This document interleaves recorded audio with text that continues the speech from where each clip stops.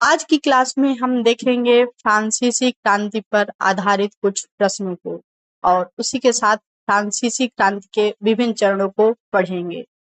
हम देखते हैं निरंकुश राजतंत्र जो 1789 के पहले का था और इसी के साथ प्रथम चरण, द्वितीय, तृतीय तथा चतुर्थ चरण।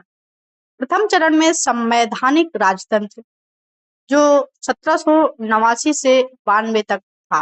द्वितीय चरण उग्र गणतंत्र जो 1792 से 95 तक चला। तृतीय चरण उदार गणतंत्र 1795 से 99 तक का काल। चतुर्थ चरण जिसको हम तानाशाही एवं साम्राज्यवादी चरण के नाम से जानते हैं जो 1799 से 1804 तक चला।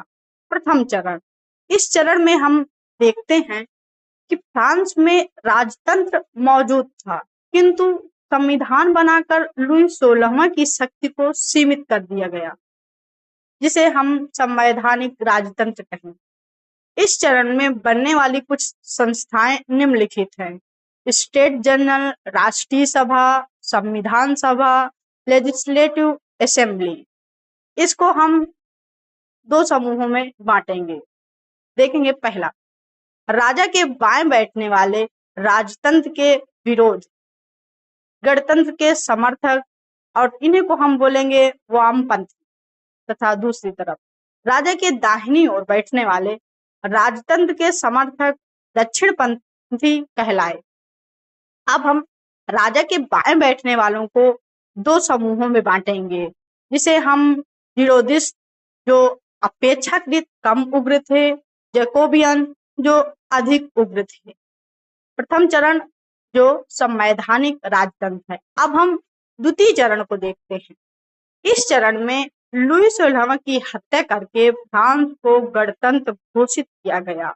इस चरण में क्रांति की कमान उग्रपंथी विचारधारा वाले लोगों के हाथ में थी। यही कारण है कि इसे उग्र गणतंत्र के रूप में जाना जाता है। इस चरण में फ्रांस का नेतृत्व नेशनल कन्वेंशन नामक संस्था के हाथों में था। इस संस्था में उग्रपंथी विचारधारा वाले लोगों का प्रभुत्व था। इस चरण में फ्रांस का नेतृत्व उग्रपंथी लोगों के हाथों में क्यों आया? दरअसल फ्रांस की ही तरह यूरोप के अन्य देशों वहां के राजतंत्र के खिलाफ विरोध के स्वर उठने लगे थे जो कि इन देशों के लिए चिंता का विषय था। ये देश फ्रांस में फिर से राजतंत्र स्थापित करने के लिए प्रयत्नशील हो गए। ऐसे प्रयासों का जवाब आक्रामक रूप से ही दिया जा सकता था।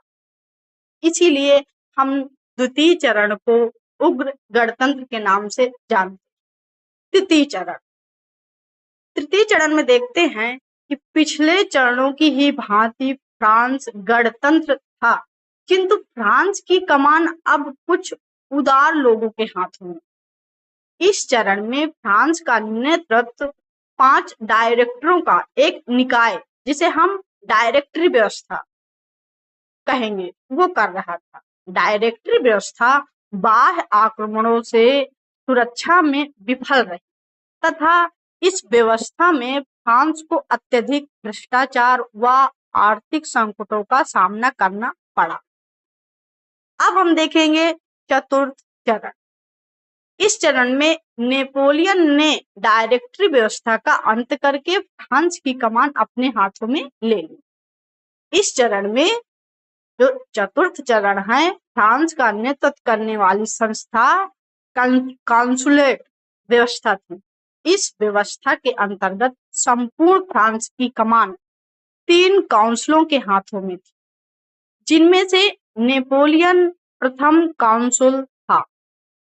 शीघ्र ही नेपोलियन ने फ्रांस की समस्त शक्ति अपने हाथों में केंद्रित करके स्वयं को 1804 में फ्रांस का सम्राट घोषित कर दिया। इसके पश्चात नेपोलियन के साम्राज्यवादी शासन की शुरुआत हुई जो अंततः उसके पतन का कारण बनी।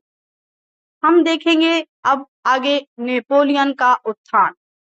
नेपोलियन के उत्थान के पीछे निम्नलिखित कारण उत्तरदायी थे। फ्रांस की आर्थिक दुर्दशा व राजनीतिक उथल-पुथल, नेशनल कन्वेंशन डायरेक्टरी जैसी संस्थाओं को फ्रांस को राजनीतिक व आर्थिक रूप से सुदृढ़ता प्रदान करने में विफल होना। नेपोलियन ने युद्धों के माध्यम से फ्रांस की प्रतिष्ठा को पुनः स्थापित किया। नेपोलियन ने फ्रांस की सीमाओं की न सिर्फ रक्षा की बल्कि इसका विस्तार भी किया। ये सारी सफलताएं नेपोलियन के अति सीमित संसाधनों में प्राप्त किया। नेपोलियन ने अति सीमित साधनों में प्राप्त। नेपोलियन ने स्वयं को एक योग्य प्रशासक भी साबित किया। फ्रांस के अंदर व बाहर के दोनों चीजों उसने। नेपोलियन ने फ्रांस के अंदर और बाहर कैसे किया इसे देख। नेपोलियन ने पेरिस के अराजक माहौल में शांति की स्थापना की, जिसके फलस्वरूप नेपोलियन को व्यवस्था व अनुशासन का प्रतीक समझा जाने लगा।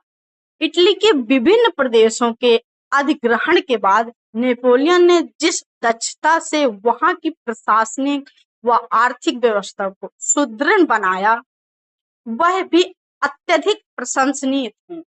नेपोलियन को फ्रांस के सभी वर्गों, मध्यम वर्ग, किसान, राजतंत्र व गणतंत्र समर्थक, इन सबका समर्थन प्राप्त था। नेपोलियन क्रांति पुत्र कहलाता था। ये कैसे, इसको हम देखेंगे। क्रांति ने ऐसे अवसर पैदा किए कि कोई भी साधारण व्यक्ति अपनी प्रतिभा व योग्यता के बल पर फ्रांस में किसी भी पद तक पहुंच सकता था। उल्लेखनीय है कि पहले फ्रांस की निरंकुश राजतंत्री व्यवस्था में ऐसा संभव नहीं था। नेपोलियन जैसे सैनिक के लिए क्रांति ने ऐसा अवसर पैदा कर दिया। फ्रांस के लोगों को लगने लगा कि नेपोलियन जैसे सेनानायक ही फ्रांस को राजनीतिक व आर्थिक रूप से स्थिरता प्रदान कर सकता है तथा फ्रांस की जो रक्षा करके इस देश के गौरव व प्रतिष्ठा को स्थापित कर सकता है। नेपोलियन एक अन्य संदर्भ में भी क्रांति पुत्र कहा जा सकता था। नेपोलियन ने क्रांति से उत्पन्न आदर्शों को फ्रांस के अंदर व फ्रांस के बाहर भी स्थापित करने का प्रयास किया। इस संदर्भ में नेपोलियन क्रांति का सच्चा उत्तराधिकारी था।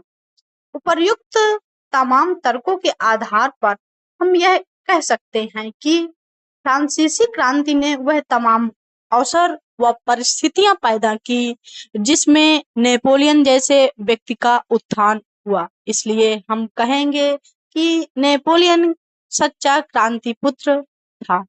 जय हिंद, जय भारत।